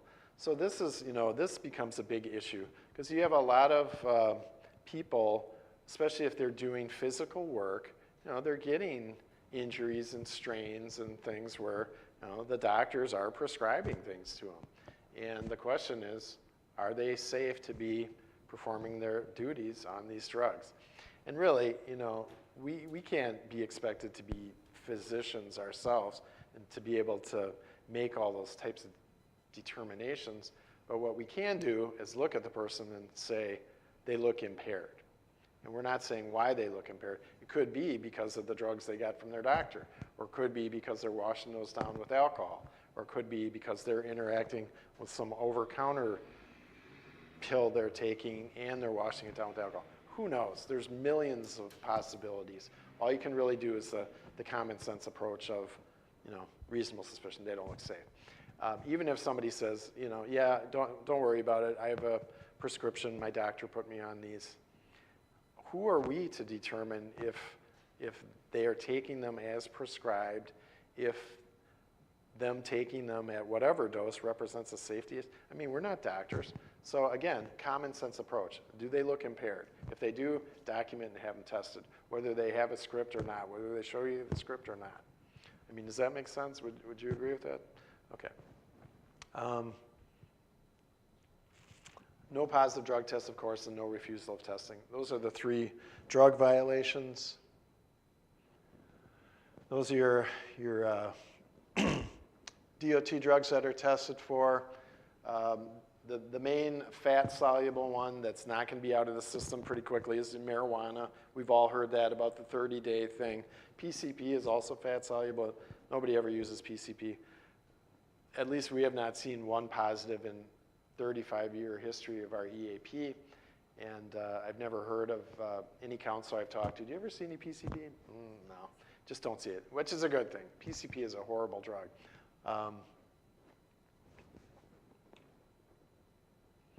And then you've all heard this before too. They're not looking for trace amounts of a drug. They're looking for a clinically significant amount in the person's system that would indicate that they don't just have like an incidental exposure to, say, side stream pot smoke or something like that. People cannot get above, say, 10 or 12 nanograms per milliliter from side stream pot smoke. Same with side stream crack cocaine smoke. That's not going to make you fail a drug test. You've probably heard the poppy seed bagel defense. That's totally bogus. I mean, a person could get maybe 40, 50 nanograms per milliliter if they ate a lot of poppy seeds, but you see they have to hit 2,000 to have a non-negative test. So the side stream pot thing, that we used to hear that all the time for people that tested positive for pot. They'd say, somebody else was smoking pot, and I accidentally inhaled some side stream smoke. Now, you know what we hear now? Anybody guess? CBD oil. That is the new excuse du jour for testing positive for marijuana. And it's legal to grow hemp now, and CBD oil derived from hemp with less than 0.3% THC is not going to make anybody fail a drug test. So people could do all of that they wanted. They're not going to approach 50 nanograms per milliliter. There's so much misinformation out there on CBD oil. It's completely ridiculous. The problem with CBD oil is it's highly unregulated. It is either derived from hemp, and the hemp crops that are legal to grow have to have less than 0.3% THC, the crop itself, And if they find a hemp crop that has more than that, they have to destroy the crop. I was just talking to this agriculture department guy, and he was saying, yeah, you know, it is possible for hemp to have above 0.3% THC, but we test it, and if it does, they have to destroy the entire crop. So any CBD oil that is actually produced from hemp is not going to be a problem as far as being above this cutoff threshold. But you could get some CBD oil that says, yep, 100% hemp-derived, no THC, and it's actually derived from marijuana and has a lot of THC. I've read 2 different articles where they acquired about 20, 25 different samples of CBD oil, and then they stated what the seller claimed it was. Derived from marijuana, derived from hemp, how much THC, how much CBD, and then they tested it, and it was basically all over the board. So, you know, it is not a legitimate defense. Even if, you know, people come in and say, well, no, I've got this letter from my doctor recommending well, too bad, you failed a drug test. And that's the bottom line. I'm not saying it doesn't work. Some people swear by it, and they say it's helped them with, you know, arthritis or joint pain or, you know, different seizure things, all kinds of different things. Some people give it to their pets. They say it helps their pets. But so that is the bottom line on that. PCP, again, nobody ever uses PCP. Can be snorted, eaten, sprinkled on pot. If I was a pot smoker, that would scare me. Just the thought of getting some PCP dusted pot or some fentanyl treated marijuana. And that's the thing. A lot of pot smokers, they're looking at it, well, this is just a naturally occurring substance. It's a botanical, it's a plant, you know, yada, yada, yada. But how was it grown? What sort of pesticides were sprayed on it? What sort of insecticides were grown on it? What sorts of fertilizer? Rodenticides. Was it treated with rodenticides? And you're smoking and all that. Was it then intentionally adulterated with other mood-altering substances? Who knows? Again, unless you have it analyzed in lab, you really can't know. This guy, I just thought that was an interesting picture. It just kind of says PCP to me. But this guy is a total nut. This guy's actually an artist. And this guy's brilliant idea was he was going to do a series of 50 self-portraits. And on each self-portrait, he is going to get high on a different drug and then paint his self-portrait. So, I mean, but some interesting self-portraits. And again, PCP, you just probably would never see anybody on PCP. I don't know if any of your first responders or police or those guys have ever seen anybody on PCP, but you hear about the angel dust stories, just people just really whacked out of their minds and, you know, violent and superhuman strength and thinking they can fly and hallucinating and the rotary nystagmus where the pupils are going circular.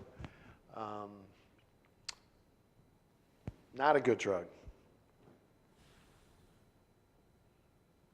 Drowsiness, convulsions, paranoia, agitation, coma. Not fun. Marijuana, we've talked about it a little bit already. The big thing is you've got this legalization trend. Pot is legal. 2/3 of Americans already live in states where pot is already legal. Think about that. Whether you're talking about the 10 states plus DC, where it's full recreational legal pot, or the 22 that have legal medical marijuana, and then some of the other ones, it's decriminalized, or even if you're caught with it, it's not that big of a deal. So Wisconsin is really one of the minority of states where it's, you know, full illegal at this state. You know, as you probably heard, the new governor is all for legalization of recreational marijuana in Wisconsin. The current legislature, which is, you know, a holdover, they are opposed to it, although they're saying they would consider some possible legal medical marijuana perhaps, but they're not really, it doesn't sound like they're really communicating at this point. So at this point, it's the status quo in Wisconsin as far as state law. Michigan just legalized it for recreational. That's the first Midwestern state. And the trend is definitely, it's coming. It's going to be legal throughout the entire country. It's just a question of when. And you've all heard it's much more potent. It's not, you know, your dad's pot from the 60s or the 70s. It is 20 times more potent on average because it's been bred to be more potent. That's the desired characteristic of pot, you know, the most THC possible. That THC can be extracted using solvents where they get all the THC out and then evaporate off the liquid and then have almost a pure THC. Sometimes it's kind of a brittle, they call it crackle. Sometimes it's kind of a goopy, like a honey-like substance, which can be almost pure 100% THC. THC in high doses is a hallucinogen.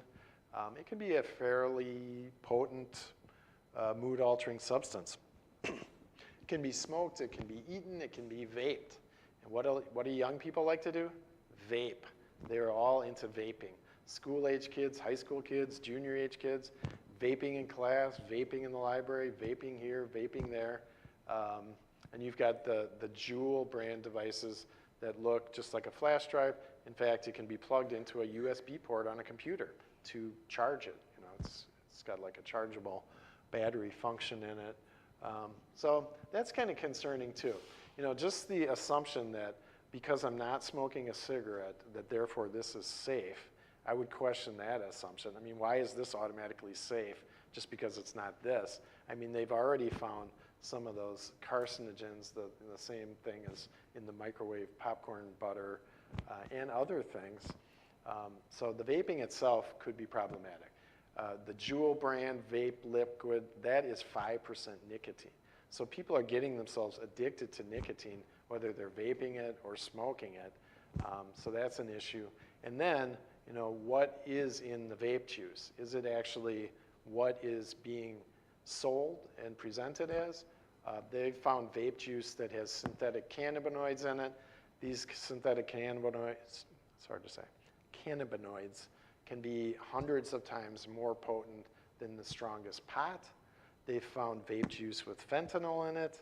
I mean, it's kind of a who knows what's in it type of situation. And that's one of the problems being young. You know, you think you know it all. At least I did. I don't know. Probably a lot of other people do too. But that's a problem too. So there's some of the different things. And then the whole edible thing. Anybody been to Mayfair Mall or Brookfield Square lately? They've got a store in there called 414 Hemp. And it looks exactly like a head shop. Have you seen that? The reason I heard about it, we had somebody who failed a drug test at work sent to one of our EAP counselors, and the guy said, oh, I just did some CBD oil I got from 414 Hemp at Mayfair Mall. And I'm like, what's 414 Hemp? So I looked it up. Remember Michael McGee Jr., the former alderman? This is now his new business. He's got a chain of these hemp stores. I think he has 5 of them. Plus he has Hemp World Cafe over in River West. And you go in there, it looks exactly like a head shop. There's like tie-dyed shirts and pot leaves, bongs, pipes. And then he's got like edible goods. And you know, legally, all he's allowed to sell in there is hemp-derived stuff, which is less than 0.3% THC. So he's got a CBD oil. And is he doing it as a legitimate businessman and that's what he's actually selling? If so, well, good for him. It's legal. But I think maybe some kids going in there, maybe they think that they're buying pot. I don't know. Because that's what it's designed to look like, is, you know, like you're down on Brady Street or something. But anyway, that honey-looking stuff is some of that like THC extract. And dabbing is basically taking a vaping device and then you put whatever you're smoking like directly on the heating element, and then it just kind of burns. So there's a lot of different ways to consume pot. And again, my concern with pot would be, A, it's illegal in all 50 states, including Colorado and the rest. B, it's way more potent than the pot from 30, 40 years ago. C, what is it possibly adulterated with? Other substances. And then there's the whole gateway phenomenon. If somebody does one illegal substance, they're much more likely to proceed to other ones. I mean, if you look at like an end-stage heroin addict or something, you know, they didn't start there.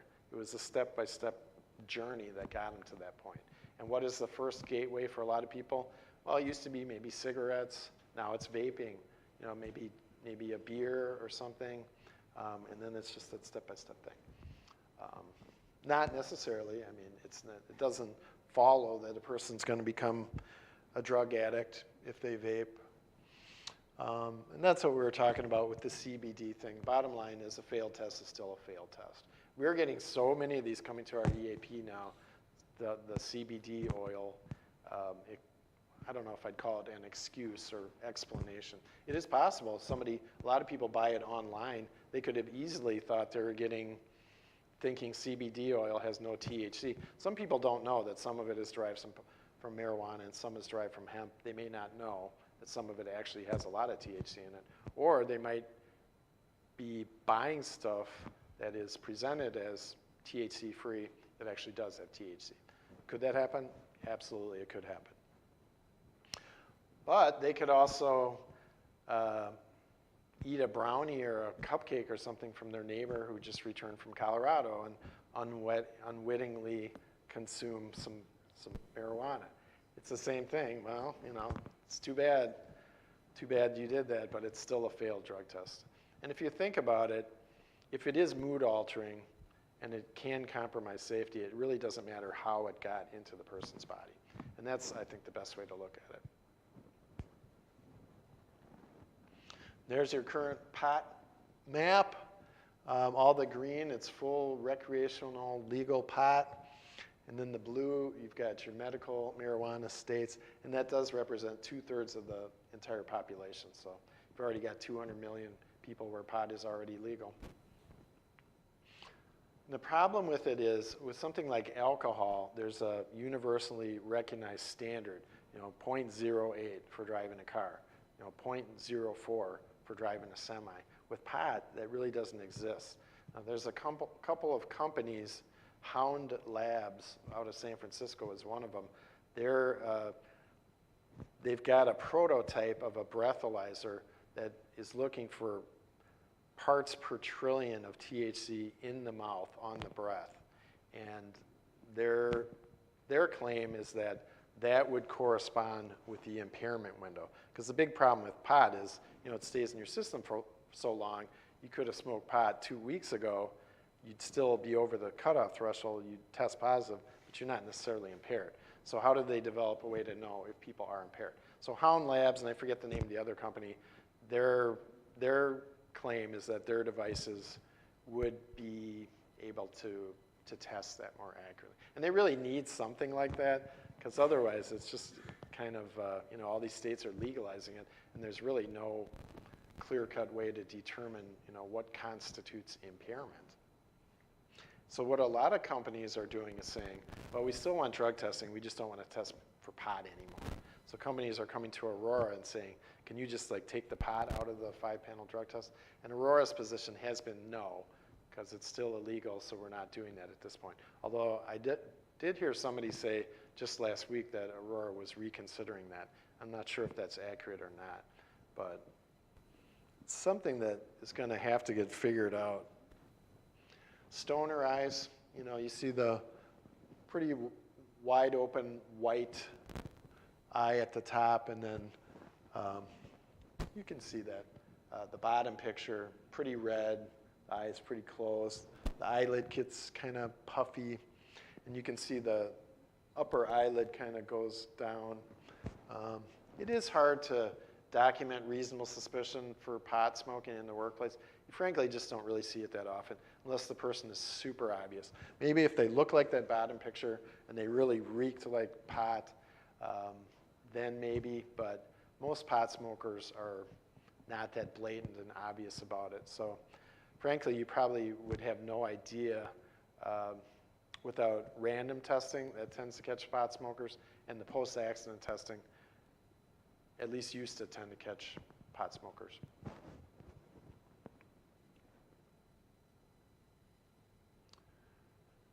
And you've probably heard some of this stuff before too. A lot of the pot smokers, they will make the claim they're better drivers, they're safer, they're calmer, mellower, whatever. Reality is there's impaired short-term memory, there's impaired signal detection, There's distorted visual distance measurement, erratic cognitive functioning, and all these things can increase the likelihood of accidents. And I know we get a lot of post-accident positives for marijuana coming to our EAP. That's kind of anecdotal evidence, but impaired tracking, poor concentration, and the signal detection. I always think of a train signal, you know. You don't want that impaired. And can lead to unsafe, erratic driving. Cocaine, you almost don't hear about cocaine anymore. You just hear about opiates and marijuana legalization, but there's still plenty of cocaine around. Still plenty of crack cocaine around. And some of it, again, is mixed with fentanyl or maybe other substances. Who knows? It's really kind of buyer beware when it comes to buying drugs on the street. Can be snorted, smoked, injected. Yeah, I'll skip that. The little picture on the upper left, that was the era where drugs were completely legal in the US. Even early in the 20th century, you could go to Rexall or Walgreens and you could buy heroin, morphine, cocaine. You could buy anything, and it was just completely legal. And then I think it was, I forget the exact date, 1920-ish, that's when they really came down on drugs. The 60s, or actually before the 60s, you had that kind of real campy sort of era with reefer madness and cocaine fiends and all this kind of stuff, real sensationalized, over the top. And that really didn't deter people so much from doing drugs. Then you had the 1960s, big explosion of drug experimentation and use. And it really has not slowed down much since. I mean, it went down a little bit, the Just Say No, Nancy Reagan, it actually, that worked, actually. Kind of went down and then up again. And alcohol has been a constant all throughout. You don't get tons of reasonable suspicion for cocaine or other stimulants either, unless the person is just super overstimulated to the point where they're maybe talking a mile a minute, overexcitable, overreacting to stimuli, wide mood swings, tremors, restlessness, defensiveness, paranoia. So unless you see some real obvious clear sign that, boy, this person just really seems super overstimulated, not like they just had a Mountain Dew or a Starbucks or something, but way up here type of overstimulated, probably not so much. And then the stimulants are going to give the real big dilated pupils, and then your heroin, et cetera, is going to give the dilated pinprick pupils. And I always say, never send somebody for a drug test because their pupils are big or their pupils are small or their eyes are red. That could be because they have hay fever or so many other reasons. Unless you see some clear, obvious signs that they look impaired, then you really wouldn't want to go any further on your documentation. But having said that, once you have your other 2, 3 items, then probably look at the eyes too. That could be maybe your 3rd or 4th item on your checklist. That false sense of power and control, people being over-aggressive, overestimating their ability, their competence, ignoring warning signals, lapses of attention. It can definitely lead to attention, especially if you get people just binging on it for days on end and not sleeping. Then you get the real overreaction to visual stimuli, maybe physical overreaction, that type of thing. And then if people really keep pushing it, you can get into the paranoia, hallucinations, extreme mood swings, even psychosis.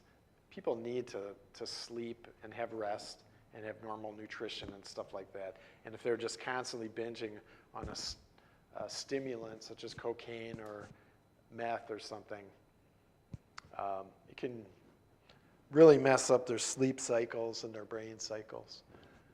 Stay fit and slim by taking amphetamine. Yeah, they were initially pretty heavily used, like in combat troops, really big in World War II. I mean, the Japanese were really big on them, like kamikaze pilots and stuff like that. I mean, you got to get in a certain state of mind to be a kamikaze pilot. Hitler was reportedly just being dosed massively with all kinds of amphetamines and meth by his personal doctor. It can definitely help you stay up for days on end, you know, if you're in like the demilitarized zone or something and you have to stay up.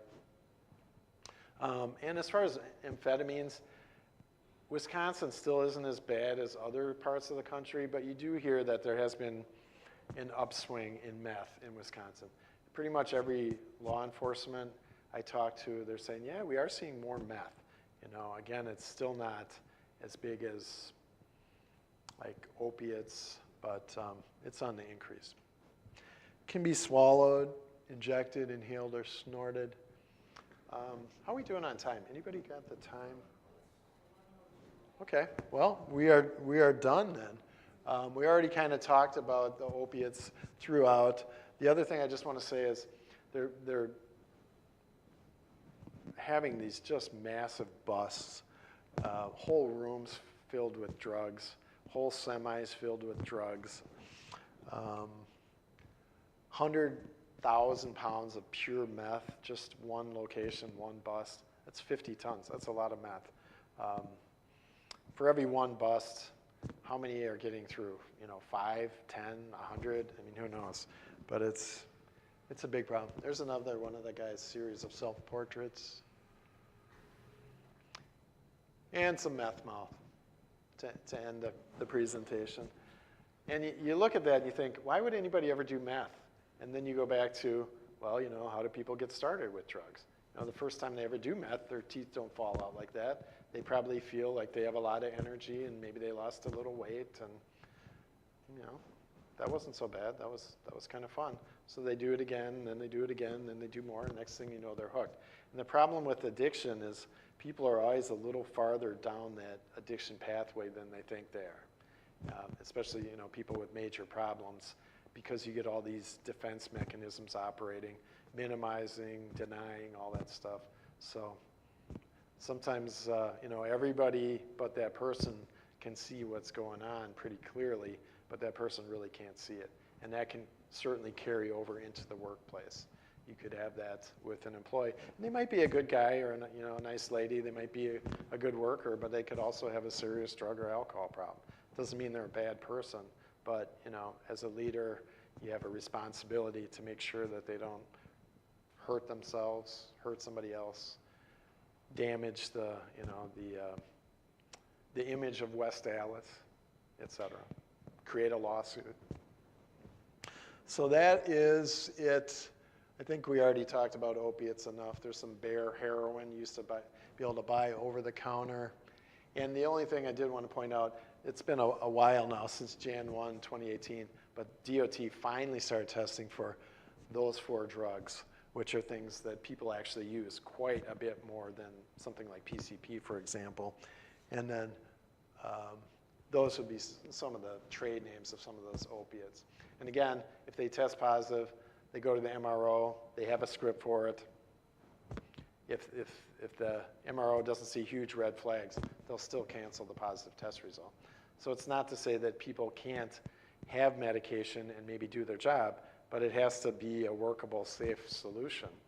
And sometimes people can maybe go back to their doctor, maybe they can get a different drug, a different dose, maybe take it at a different time of the day, maybe something can be worked out where they can still do their duties safely.